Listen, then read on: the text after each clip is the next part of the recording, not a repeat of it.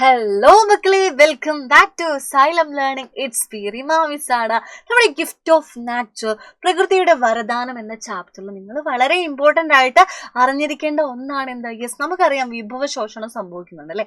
അപ്പോൾ അതില്ലാതാക്കാൻ, വിഭവങ്ങൾ സംരക്ഷിക്കാൻ നമുക്ക് എന്തൊക്കെ ചെയ്യാൻ പറ്റും, അതാണ് നമ്മൾ ഇന്നത്തെ ഈ ഒരു കോണ്ടന്റിൽ ഡിസ്കസ് ചെയ്യാൻ പോകുന്നത്. അപ്പൊ നമുക്ക് നോക്കിയേക്കാം. നമുക്കറിയാം നമ്മൾ ജൂൺ 5 ലോക പരിസ്ഥിതി ദിനമായിട്ടും ഏപ്രിൽ 22 ലോക ഭൗമ ദിനമായിട്ടും ഒക്കെ ആചരിക്കുന്നുണ്ട്. പക്ഷെ നമുക്ക് വിഭവങ്ങളൊക്കെ സംരക്ഷിക്കാം, ചെടികളൊക്കെ നട്ടു വളർത്തുന്ന എന്തിനാ? ഈ നമ്മുടെ പരിസ്ഥിതി പ്രൊട്ടക്ട് ചെയ്യാൻ വേണ്ടിയിട്ടാണ്. നമുക്ക് നോക്കേണ്ടത് വിഭവങ്ങളെ നമുക്ക് എങ്ങനെ പ്രൊട്ടക്ട് ചെയ്യാം, സംരക്ഷിക്കാം എന്നുള്ള കാര്യമാണ്. അപ്പൊ എങ്ങനെയൊക്കെയാണ് നമുക്ക് നോക്കാം. നോക്കിക്കോ, ആദ്യം നിങ്ങൾ എനർജി സോഴ്സസുകളിലെ ഊർജ്ജ സമ്പത്തൊക്കെ എന്താണ്, അതൊക്കെ എങ്ങനെയാണ് യൂസ് ചെയ്യേണ്ടതെന്ന് മിസ് പറഞ്ഞുതരാം. നോക്കിക്കോ, നമ്മൾ കാര്യം കഴിഞ്ഞ് കഴിഞ്ഞാൽ എന്താ, ലൈറ്റ്സ് ഒക്കെ ഓഫ് ചെയ്യാൻ മറന്നത്. അതാണ് മൊത്തത്തിൽ പറയുകയാണെങ്കിൽ. നോക്കിക്കോ, switch off electrical equipment and lights when not in use. നമ്മൾ യൂസ് ചെയ്യാത്ത സമയങ്ങളിൽ ഈ ഇലക്ട്രോണിക് എക്യുപ്മെന്റ്സ് ഒക്കെ എന്താണ്, അത് ജസ്റ്റ് ഒന്ന് ഓഫ് ചെയ്യുക. സമയം കഴിഞ്ഞ് എന്താണ്, അതൊന്ന് ഓഫ് ചെയ്യാനുള്ള ഒരു സംഭവം നിങ്ങൾ കാണിക്കുക. ഒരു പെരുമാറ്റം നമ്മൾ കാണിക്കല്ലേ. നമ്മൾ എന്താണ്, കഴിഞ്ഞ് കഴിഞ്ഞാൽ നമ്മളത് ഓഫ് ചെയ്യുക, ജസ്റ്റ് ഒന്ന് അത് ഓഫ് ചെയ്ത് പോവുക. അതൊന്നാണ് എനർജി സോഴ്സസിൽ. പിന്നെ ഉള്ളത് എന്താണ്, യെസ്, നമ്മൾ പരമ്പരേതരല്ലേ, അതായത് ഊർജ്ജ സ്രോതസ്സുകളായ സൂര്യപ്രകാശം, കാറ്റിലെ വിൻഡ്, ഇതിനൊക്കെ നമ്മൾ എനർജി സോഴ്സസ് ആയിട്ടുള്ള സൺലൈറ്റിനെയും വിൻഡിനെയൊക്കെ എന്താണ് നമ്മൾ കുറച്ചുകൂടി ഒന്ന് ഡിപ്പെൻഡ് ചെയ്യുക അല്ലേ. അതായത് നമ്മുടെ എന്താ കൂടുതൽ എന്താണ്, ഇലക്ട്രോണിക് ഒക്കെ യൂസ് ചെയ്യുന്നതിനേക്കാൾ ഉപരി നമ്മൾ നമ്മുടെ നാച്ചുറൽ ആയിട്ടുള്ള എന്താ, യെസ്, എനർജി സോഴ്സുകളായിട്ടുള്ള സൺലൈറ്റും വിൻഡ്സും ഒക്കെ എന്താണ് കൂടുതൽ ഡിപ്പെൻഡ് ചെയ്യുക.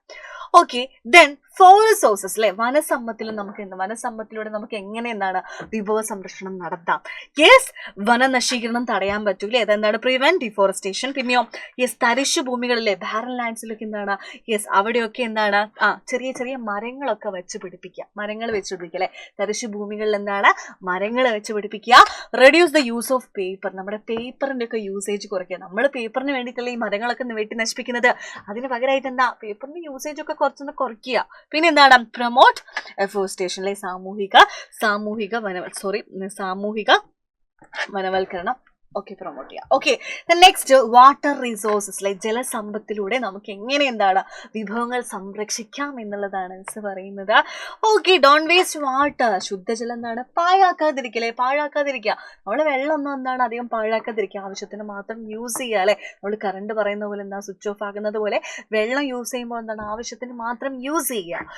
പിന്നെയുള്ളത് എന്താണ്, മഴവെള്ള സമയത്ത് എന്താണ് നമ്മുടെ ജലസംഭരണികളൊക്കെ ഉണ്ടെങ്കിൽ മഴവെള്ളം എന്താണ്, യെസ്, ഒഴിഞ്ഞു പോകില്ല അല്ലെ. അതായത് നമ്മൾ എന്താണ് ജലസംഭരണിയൊക്കെ ഉണ്ടാക്കുക അല്ലെ.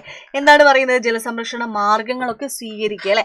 Practice water conservation measures such as rain water harvesting, മഴവെള്ളം സംഭരിക്കാൻ വേണ്ടിയിട്ടുള്ള കാര്യങ്ങളൊക്കെ അല്ലെ, ജലസംഭരണിയൊക്കെ എന്താണ് കൊണ്ടുവരിക. അതിലൂടെ നമുക്ക് എന്താണ് വിഭവങ്ങളൊക്കെ സംരക്ഷിക്കാൻ, നമ്മുടെ വെള്ളമൊക്കെ സംരക്ഷിക്കാൻ പറ്റൂലേ.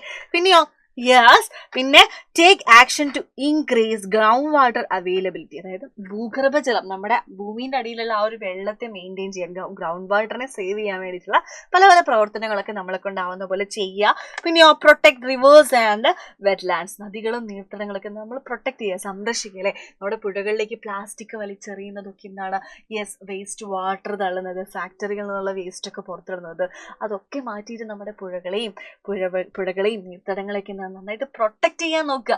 അപ്പൊ ഇതൊക്കെ ചെയ്ത് കഴിഞ്ഞാൽ നമുക്ക് വിഭവ സംരക്ഷണം ഉറപ്പാക്കാൻ പറ്റും. ഓക്കെ, അപ്പൊ ഇത് നിങ്ങൾ മസ്റ്റായിട്ട് പഠിക്കുക, എന്തൊക്കെ കാര്യങ്ങളിലൂടെ നമുക്ക് എന്താണ് വിഭവ സംരക്ഷണം നടത്താം എന്നുള്ള കാര്യം നിങ്ങൾ ഇതേപോലെ പഠിക്കുക. ഓക്കെ, അപ്പൊ ഇതേപോലത്തെ കുഞ്ഞു വീഡിയോസ് ആയിട്ട് ഇനിയും വരുന്നതായിരിക്കും. ഗൈസ്.